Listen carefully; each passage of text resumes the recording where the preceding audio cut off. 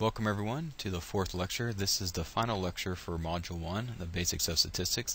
And so in this lecture we're going to talk about central tendency and variability. Now we're still in the process of understanding the characteristics of our variables, and one of those characteristics is the measure of central tendency. Now the whole purpose of the measure of central tendency is to determine that one value, or in some cases values, but typically one value that best represents a variable. This value should be central to all the other values, and depending on the context, it may be the mean, the median, or the mode. You will remember from the last lecture the importance of our variable being normally distributed, that all of our statistical analyses depends on the fact that our variable should be normally distributed. So we will make that assumption. Now in a normal distribution, the measures of central tendency will be all in exactly the same place. So the mean, the median, and the mode will fall directly in the center of that normal distribution. Now remember, the normal distribution is a theoretical distribution. It actually doesn't exist. In fact, when we analyze variables, it is never truly normally distributed in the population. But we want it to be as normal as it possibly can, or as close to the normal distribution as possible, so that when we use our mathematical models, our models will match the variable that we are studying. Now if our variable is not normally distributed, in other words it has a skew, then the mean, median, and mode will not be in exactly the same place. And this isn't useful for analysis purposes. If they're spread out and they're not in the same place, or we can't assume that they're in the same place or they're the same value, then we have to make a correction. And if you remember from lecture 3, there's two ways we can make a correction. We can either do a square root function or a square. So let's take a look at a positively skewed distribution first, and then we'll talk about a negative skewed distribution. But in a positively skewed distribution, the mean is pulled towards the tail. So if you look at the screen here, you'll see that the mean is marked on the number line closest to that tail of the distribution. The mode remains the high point. So it's the high point of the distribution. It is the most frequent occurring value. And the median will fall in between the mean and the mode. And that's typical of a positively skewed distribution. Now I say that's typical because that doesn't always occur, but usually if you have a positively skewed distribution, the mean is pulled towards the tail, the mode is still the high point of that distribution, or the most frequent, and the median falls in between the mode and the mean. In a negatively skewed distribution, again the mean is pulled towards the tail, the mode is still the high point, and the median falls between the two. Now when we say pulled towards the tail, what we're saying numerically is that the mean is going to be lower than the median, or a smaller value than the median, which will be a smaller value than the mode. Now if you look at a positively skewed distribution and a negatively skewed distribution, just realize that all we did was just flip the image, but the principles still stand, that in a skewed distribution, the mean, the value for the mean, or the average, is pulled towards the tail of that distribution. And again, remember, the tail tells the tail. So here we see a tail in the negative direction, or in the lower end of the number line.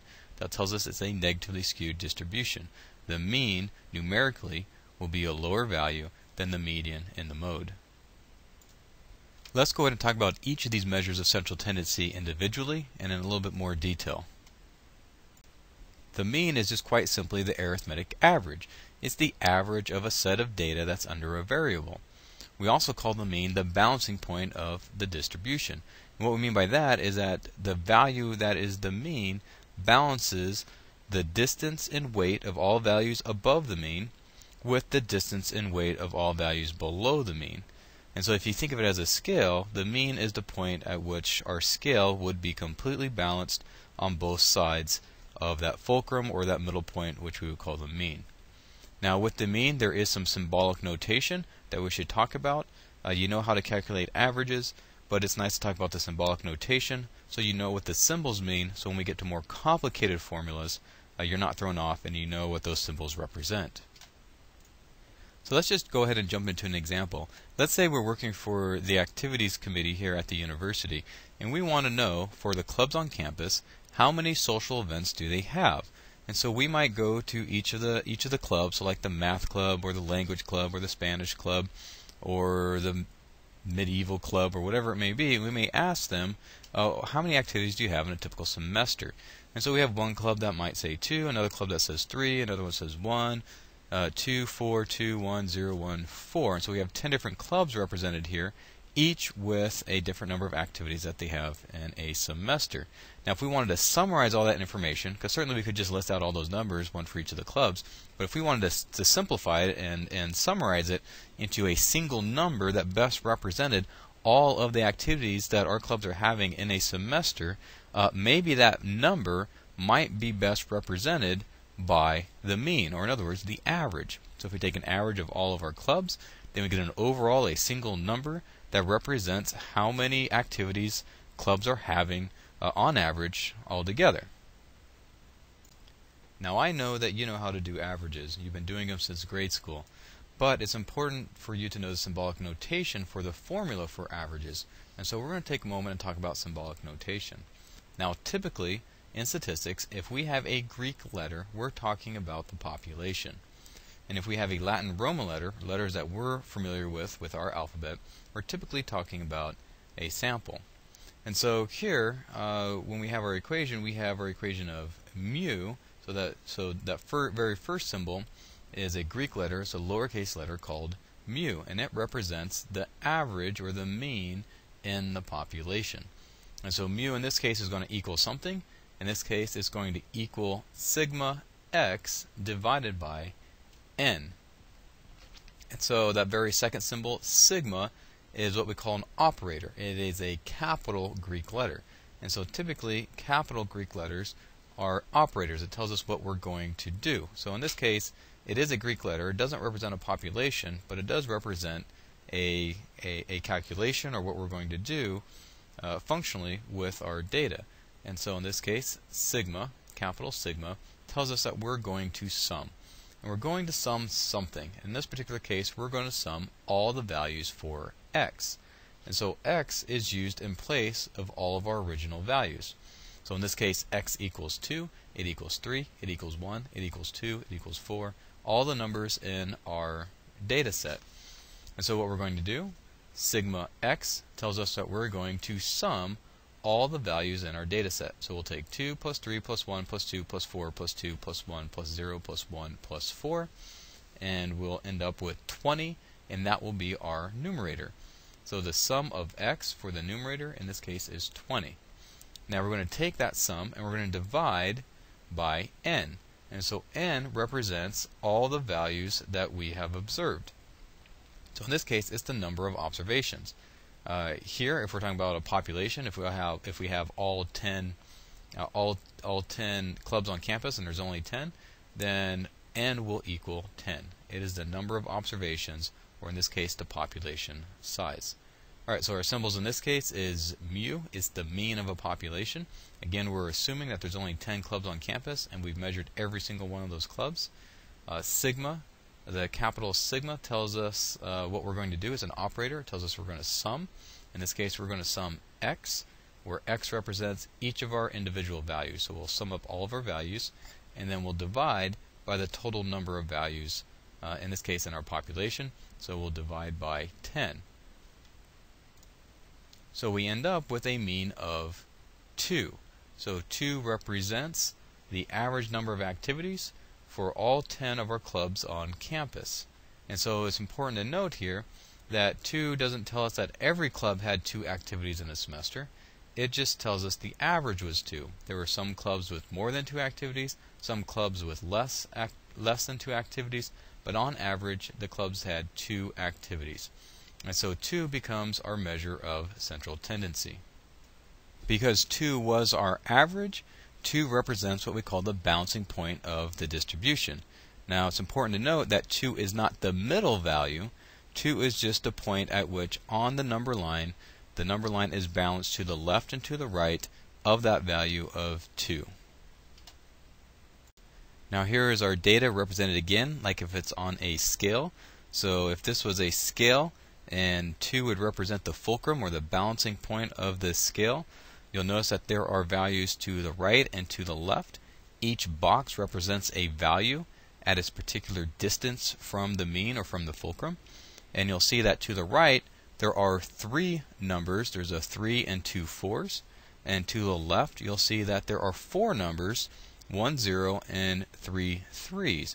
And so note, it's not the middle value in the sense that we have 4 numbers on the left and 4 on the right. In fact, we don't here. We have 4 on the left and 3 on the right. So remember that the mean is the balancing point, not the middle value. And so we see that a 0 carries more weight or leverage than does a 1 or a 3. And the same thing with 4, it carries more leverage than a 3 or a 1. And so the further away we are from that mean, the more weight the numbers or the values are going to have. And so they have to be balanced by more values on the other side. So notice we have 2 4s. That's carrying a lot of weight. And so we end up having to have 4 values on the left-hand side of our scale to balance out the 3 values on the right-hand side, because those 2 values of 4 carry a lot of weight. They have a lot of leverage. And so we have to balance them out with more values on the left-hand side. So the mean is the balancing point of the distribution. It is not the middle value. Let's go ahead and talk about the next measure of central tendency, and that would be the median. Now the median is that middle value in a data set. So when we have a set of values and we reorder those values from smallest to largest or largest to smallest, it doesn't really matter which way we do it, but typically we go smallest to largest, the median will be that middle value. And so here we are, we have our social planning sort of number of activities for our 10 clubs, and note that they are not ordered yet, so we need to order those values. When we order them, we'll see that we have 2 middle values. Those 2 middle values in this case happen to be 2, which makes it easy. But when we have 2 middle values, you want to make sure that we get the average of those 2 middle values. So 2 plus 2 divided by 2 is 2, so 4 divided by 2 is 2. And so in this particular case, because both those middle values happen to be 2, our median in this case is 2, so 2 activities for the semester. Now it's important to note that I'll sometimes see, and it doesn't happen very often, but occasionally students will forget to reorder. So make sure you reorder all your values in the data set or in the variable from smallest to largest or largest to smallest in order to find those 2 middle values. Now let's go ahead and change up our data set just a little bit. Let's go ahead and let's change one of those 2's in the original data set to a 1. And so if we change one of those 2's to a 1 and we reorder the values, you'll now see that the 2 middle values in this particular case is a 1 and a 2. So the middle point falls right in between the 2 of them. And so we need to come up with a median. And so in this particular case, we want to get the average of those 2 middle values that's around that middle point. So we'll take 1 plus 2, and we get 3, and we divide it by 2 because there's 2 values there in the middle, and we end up with 1.5. And so in this particular case, the median now is 1.5 because those 2 middle values aren't the same, and so we're going to average those 2 middle values together, and that will give us the median. So let's go ahead and let's do one more adjustment. And so now let's just remove a number. So we're going to remove one of the numbers in our data set. So instead of having 10 clubs now, let's say we only have 9 clubs. And so in this particular case, we reorder them. And note now that because we have an odd number of clubs, that we have a true middle value. That if we look at our number line here, we see that that true middle value is 1. There's 4 values below it, 4 values above it. And so in this particular example, our median is 1. It is the middle point, the true middle value in our data set once we have reordered them. Finally, let's go ahead and talk about the last measure of central tendency. We've talked about the mean and the median already. Let's talk about the last one. It is called the mode. The mode is the value that occurs the most often. In other words, the most frequent value. Now there could be multiple modes. And so here, if we go back to our original data for social planning, again, we have 10 observations. You notice that we actually have 2 modes here. We have a 1 and a 2. So we have 3 1s and 3 2s. And so we would report both of those values as modes. So in this case, we'd have modes of 1 and 2. We report both of them. Now, it is possible to have multiple modes. In this case, we have 2, 1, and 2. But it's also possible that all our values are modes. So let's say we had values and none of them repeated. Well, in that case, all our values would be modes, and so if we were reporting the mode, we would say all values. Or we could say that there is no true mode. Either one of those would be appropriate. We would not say that there is no mode, because certainly there are values there. They just happen to be all the same, so they're occurring the same. And so the frequency is the same for all of them. And so we would either say they're all modes or there's no true mode, but we would not say that there is no mode. So if we have values, there are values that are occurring, and so there's frequency, so we would never say that there are no modes unless, of course, we had no values, which is not the case here. So in our social planning data set, we have 2 modes. Those modes are 1 and 2. So we have 3 measures of central tendency: the mean, the median, and the mode. Remember, the whole goal of central tendency is to find that one value that best represents an entire data set, or that one value that represents all the values in a variable. And so the answer will depend. In particular, it depends on the types of variables that you have, as well as the distribution. Is it normal or is it skewed? So let's go through an example. So let's say the communication majors department is interested in advertising its major to undergraduates. So the whole purpose is to attract undergraduates to their major so they have more undergraduate majors. And so they decide to do a salary survey of the 2005 communication majors. So a year after they graduate, they want to know how much are you making, so that the department can then go back to undergraduates and say, well, if you choose this major, this is how much you'll be making a year after you graduate with our major. And so they do the salary survey, and let's say they discover that the mean or the average salary for those a year after graduation is $60,000. The median is $42,000, and the mode is $41,000. So the question becomes, what number should they use when they advertise to undergraduates? Now, it would be tempting to use the mean because it's the highest value. It's most likely to attract the most majors. If you can say to majors, when you graduate with a communications degree, that you are going to make $60,000 on average a year after you graduate, and that's quite enticing. However, that may not be the best number to represent the data set. It's a true number, it's an accurate number, it did come from actual data, but it may not be the best number for that particular advertisement. If you remember earlier in the lecture, we talked about where the mean, median, and mode falls on both normal and skewed distributions. And if you remember, the mean is usually pulled towards the tail of the distribution. So in this case, we see that the mean is quite a bit higher than the median and the mode. And this tells us we likely have an outlier. In other words, we likely have a value that isn't representative of all the other values. It's quite a bit different. And that is skewing our data set. So our mean is higher than both the median and the mode. So that tells us that the tail is being pulled in the positive direction of the distribution line. So it's being pulled in the positive direction.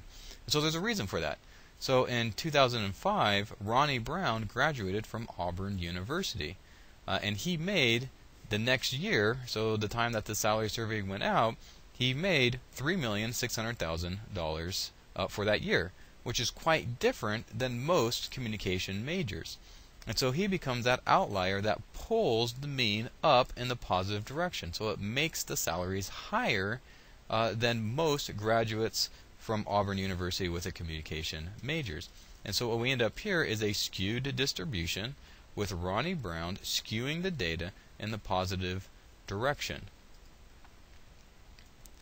Now, we typically don't see medians in advertisements, especially when we're trying to attract people. So it would be perfectly true for the communication department to say that the average salary for undergraduates is $60,000 a year after graduation. And that would be a true statement. Now, it is a little bit misleading because most people aren't going to go into the NFL and make millions of dollars. Most communication majors are going to go in a communications-related field, which is going to pay quite a bit less than millions of dollars. So, which value is best? Well, here is the typical rules for determining the best value of central tendency.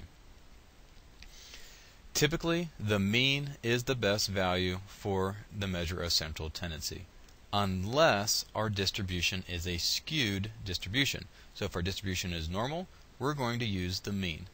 Or normal enough, we'll use the mean. If it's skewed, then we will use the median. Now, if our variable is a discrete variable, so in other words, our variable is either a nominal or an ordinal variable, then we will use the mode. So when determining the best measure of central tendency, if we have a normal distribution, so it's a continuous variable, and it's a normal or normal enough distribution, then we will use the mean. If it's a skewed distribution, we will use the mode. If our variable is discrete, so it's categorical or it's rankings, then we will use the mode.